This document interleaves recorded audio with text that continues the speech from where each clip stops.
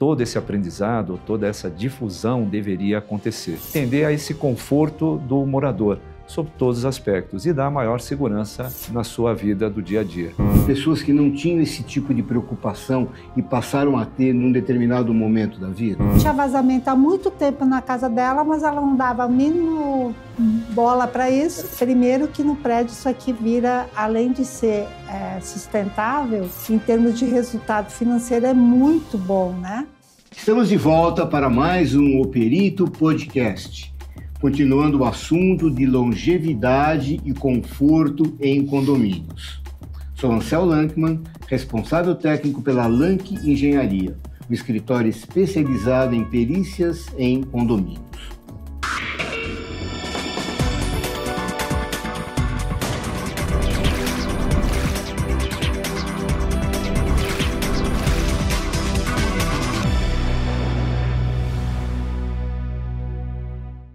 Ainda sobre o mesmo assunto de longevidade e conforto em condomínios, hoje mais especificamente para falar de tecnologia, sustentabilidade e inclusão, todos no mesmo endereço, no mesmo condomínio, estamos recebendo novamente aqui o Charles Wasserman e a Janice Haupt, síndicos profissionais de primeira linha, que estão trabalhando muito nessa área de atendimento para longevidade, para pessoas com objetivos diferentes, não vamos dizer necessidades diferentes, né? Objetivos de vida diferentes.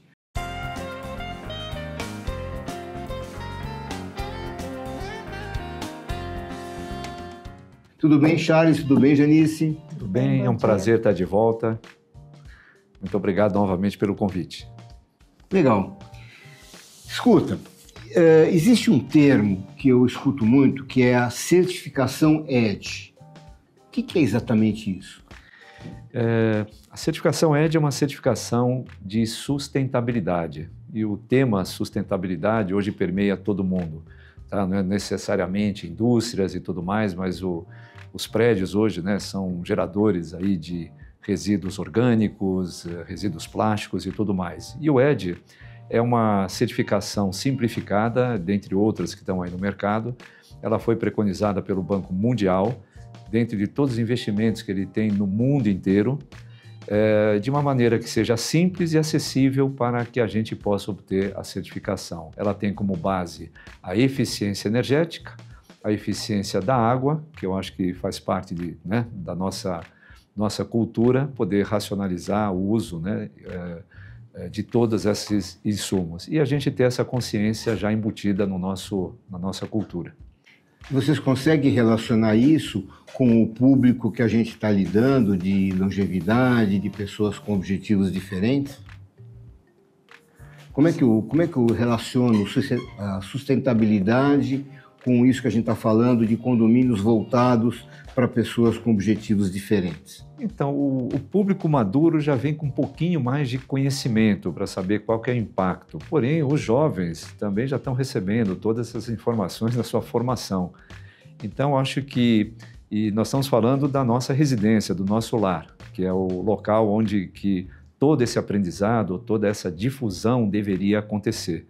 E, novamente, né, os prédios hoje são geradores aí primeiro são consumidores de energia, são consumidores, né, de insumos e geradores, né, de todos esses resíduos que hoje estão na poluição hoje no mundo. Dá um exemplo. Eu nunca fui muito preocupado com sustentabilidade, com essas coisas, né?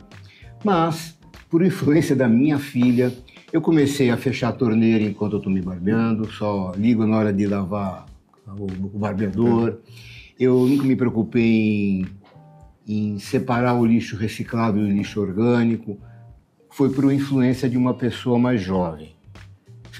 Vocês notam que isso acontece muito assim? Pessoas que não tinham esse tipo de preocupação e passaram a ter num determinado momento da vida? Então, eu tive a oportunidade de participar de um programa muito grande, porque eu fui funcionária do Banco Real.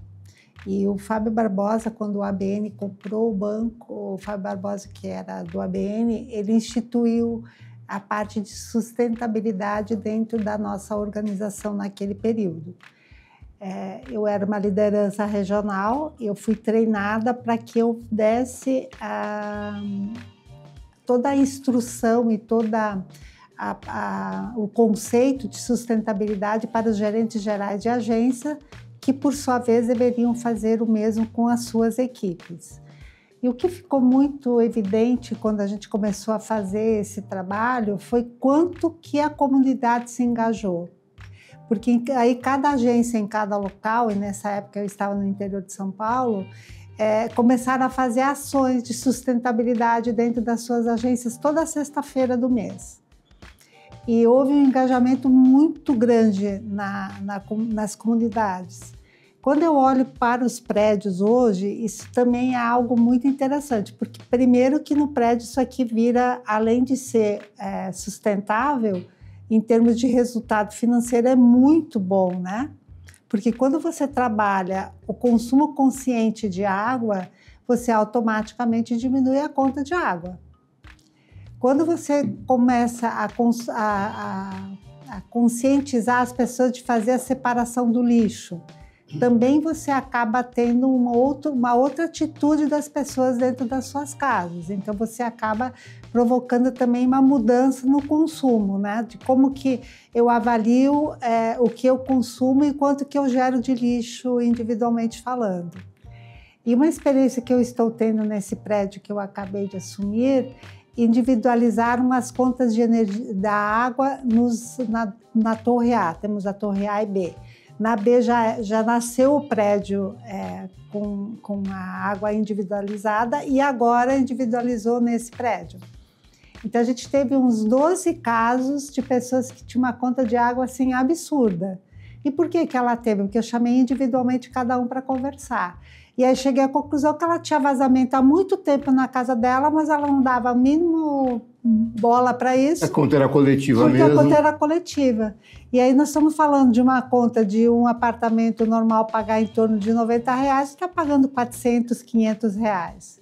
Então olha quanto... E foi difícil a pessoa entender que ela realmente era culpada disso. A gente teve que ir lá, fazer a medição diária do relógio, mostrar para ela entender. Então, eu acho que hoje a gente já tem uma consciência maior, mas no caso dos condomínios isso é muito relevante. Desde lavar a garagem ou não lavar a garagem, desde que vai lavar tudo com água correndo, ou você vai ter uma condição mais adequada, mais econômica. Então, acho que isso tem uma consciência maior hoje, sim. E eu estou vendo assim que uma pessoa de mais idade, ela acaba tendo uma percepção, ela pode ser mais teimosa até por uma contingência da idade, mas ela acaba tendo uma experiência de vida anterior muito longa e a percepção dela acaba mudando também. Muda, tem razão, concordo com isso. Bem interessante. Vamos mudar um pouquinho de assunto, sair um pouquinho da parte de sustentabilidade e falar em teleatendimento. Essa é uma outra dificuldade que o idoso, que a pessoa de mais idade tem, né? Porque o que acontece? A questão das distâncias a serem percorridas, a questão do tempo que se demora para um atendimento pessoal presente, né? Presencial, né? E todas essas dificuldades acabam conduzindo muito ao teleatendimento, né? Bom, para um condomínio assim, é pensado a questão do teleatendimento para as pessoas? Por exemplo, vamos supor assim, o morador precisa conversar alguma coisa e tal, mas ele talvez está com dificuldade de sair, tem algum problema de mobilidade, não tem tempo. É pensado algum tipo de teleatendimento? O teleatendimento, quando ele foi encurtido, né, ele já vai nascer com o Mature, mas assim como uma expansão dentro de um Mature é o empreendimento que vocês estão se ligando agora. Exatamente, o Mature é um empreendimento que ele foi concebido. Como é o nome? É Mature Home Life. E dentro de todo esse conceito de sustentabilidade, de atendimento às necessidades e confortos, né, dos moradores. Então foi colocado, ele já nasce com uma tecnologia e que a gente denomina como teleatendimento, que vai dar aquilo que a gente chama do conforto e segurança para o morador. Hoje, os equipamentos, seja o telefone, seja a Smart TV, enfim, os tablets. E a gente também tem que levar em consideração que os mais jovens têm mais familiaridade com a tecnologia, os mais velhos eles precisam se alfabetizar da maneira digital, mas o teleatendimento ele vem para uma facilidade, quase que ele, não que ele substitui, mas ele vai fazer parte de uma extensão daquilo que a gente chama de uma interfonia. Hoje você tem um interfone feito num prédio onde o porteiro anuncia uma visita, anuncia uma entrega, uma encomenda e tudo mais. E, de outro lado, e esse atendimento ele é via telefone, tá? Ele tem lá a sua tecnologia. E quando a gente fala do teleatendimento, ele é um pouquinho mais extensivo. Por quê? Você pode ter um contato visual daquela pessoa que você está atendendo, seja da portaria ou não. Então, não basta que a gente anuncie, né, tal visita, a gente é para o aspecto de segurança e tudo mais, a gente pode visualizar quem que está até ver a visita, né? Exatamente. E ele pode ser extensivo, seja para uma necessidade de uma conversa, seja até para uma consulta, e aí ele sai de teleatendimento para uma teleconsulta. Então, a tecnologia embarcada hoje, que pode ser embarcada nos condomínios, ela permite essa extensão que vai, de qualquer forma, atender a esse conforto do morador, sob todos os aspectos, e dar maior segurança na sua vida do dia a dia. Perfeito.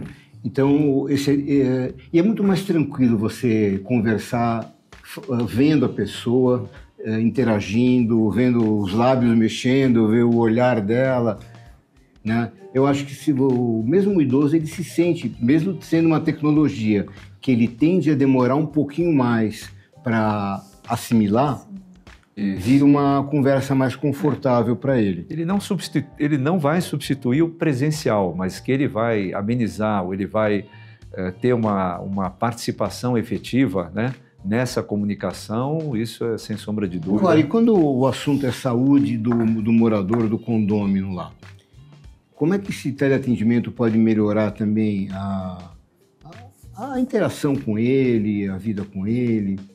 Estou pensando em voz alta. Assim. Que complementando, a gente está pegando agora o público mais idoso, mas aquele que possa eventualmente ter um grau de dependência, tem as tecnologias muito mais simples, que é mais comum da gente ouvir, chamado telehelp, né? Que seja lá um telefone ou tudo mais.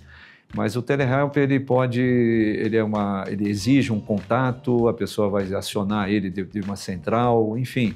E quando a gente fala do teleatendimento, ele pode participar, vamos dizer, a gente quando fala de saúde, tem também, hoje em dia, se fala saúde mental e a saúde física. E a pessoa poder conversar com alguém, nem que seja por alguns minutos, tá? De trazer algum conforto, ou do outro lado da tela, se a pessoa realmente tiver com mal-estar, e aí a integração dessa tecnologia pode fazer com que se acione um médico, se acione um familiar, enfim. Então, a tecnologia ela vem para auxiliar nesse aspecto. Estou tendo uma outra ideia aqui. Veja bem, eu lembro que o meu pai, muito tempo atrás, quando ele já é falecido, mas ele foi voluntário num serviço de conversas com pessoas que se sentiam sozinhas. Tá? Então, televida, né? Televida, alguma coisa assim, não lembro exatamente o que é, mas as pessoas, de repente, recebiam uma indicação e ligavam para ele. E ele ficava um tempão no telefone com a pessoa, conversando e tal, até que ele, de repente, passou a ser quase um assistido, não um assistente, né? Então, no caso de um condomínio assim, voltado para prestação de serviços para pessoas com esse tipo de necessidade, vamos dizer assim. Você vê um tipo de serviço assim? Desse tipo? Já se pensou nisso? Então... Um CVV condominial? Eu acho que um CVV condominial não, mas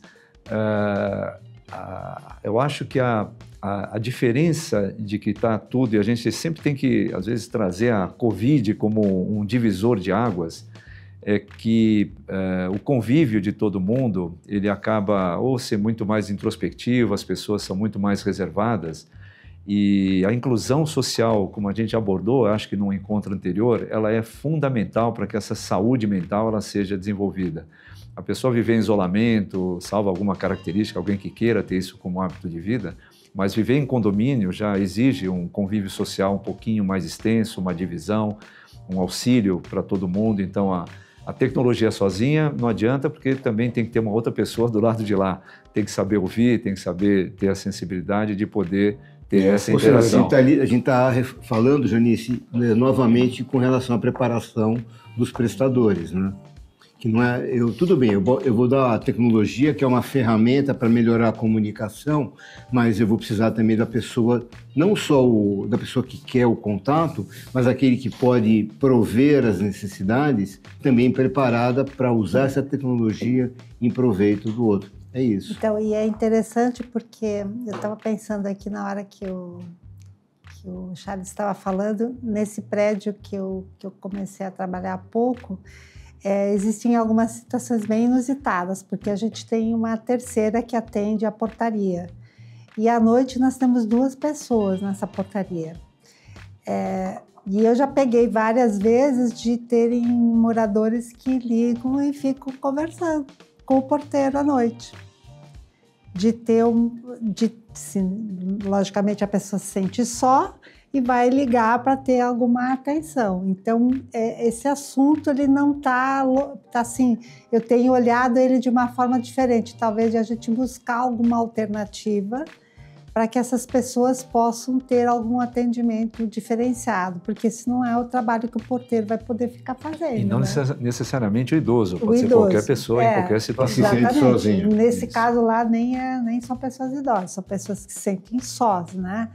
Mas acho que tem uma coisa que é bem interessante nisso também, que a pessoa que tem uma idade, vamos dizer, mais avançada, ela não gosta muito de ter o contato, às vezes, pessoal.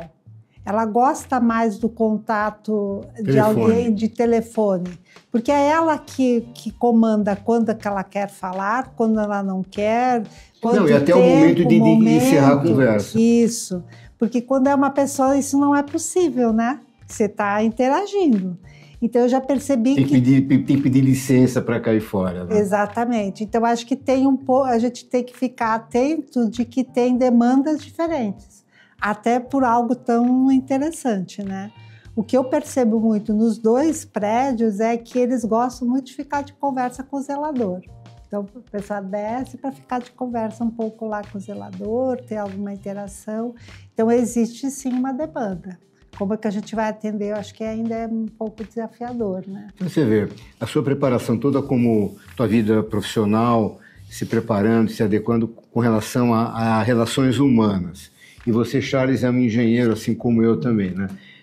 Você, como engenheiro, já pensou em como desenvolver mais a parte tecnológica dessa comunicação, o que implantar mais de soluções técnicas inclusivas nesses condomínios?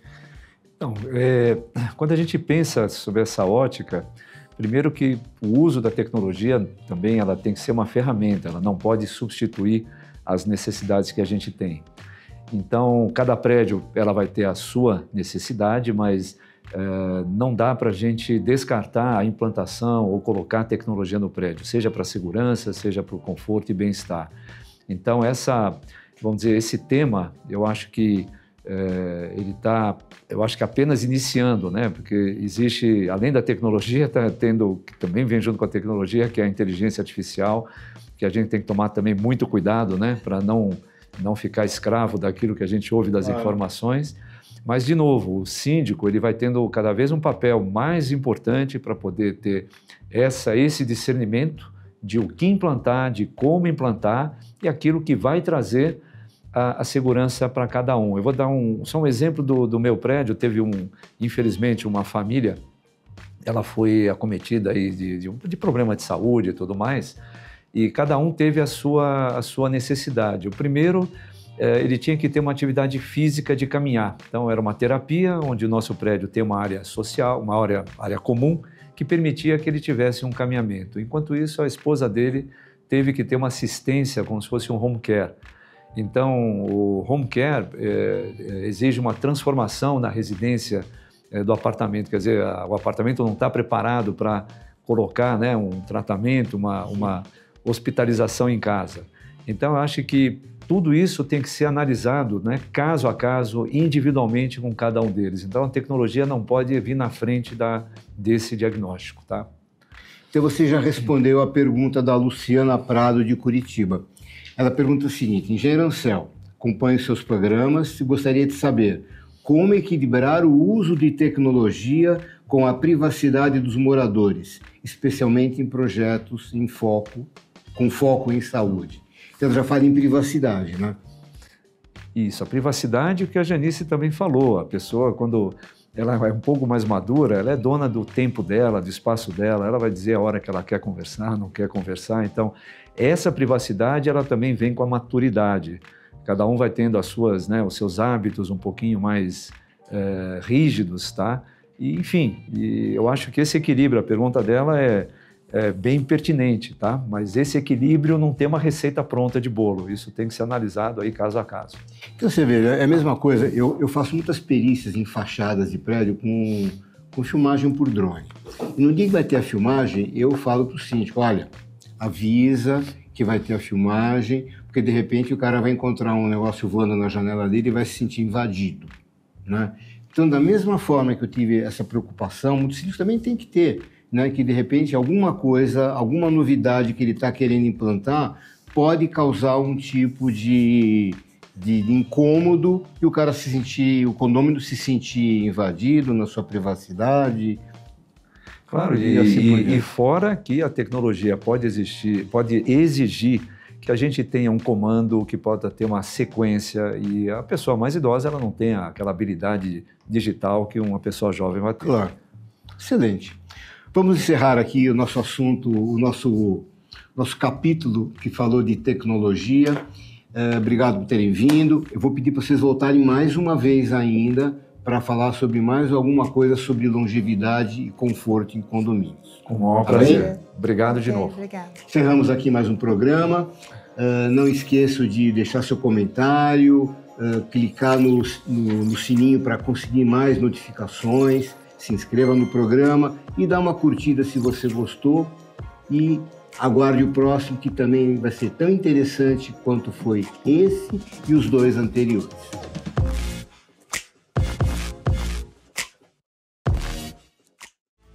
Conde TV. Informação de qualidade e credibilidade é aqui.